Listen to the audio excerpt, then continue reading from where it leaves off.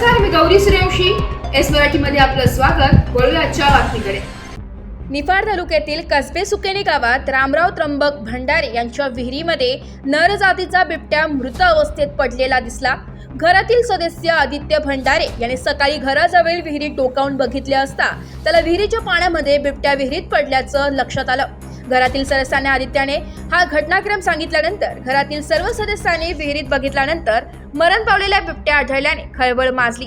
त्यांनी लगेचच वन विभागाशी संपर्क केला. कसबे सुकेनेतील शरद जबरी जाधव वन्यजीव संरक्षण यांच्याशी संपर्क केल्यानंतर हे घटनास्थळी आले.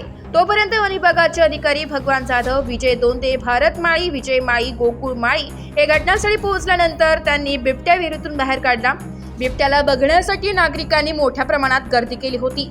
कसबे सुकेनेचे वन्यजीव संरक्षण शरद जबरी जाधव यांनी ही माहिती दिली आहे. S Marathi news bureau report, Niphad. अशाच नवीन ताज्या घडामोडी जाणून घेण्यासाठी आमच्या एस मराठी न्यूज चॅनलला लाईक करा, शेअर करा, सबस्क्राईब करा आणि बेल आयकॉनला क्लिक करायला विसरू नका.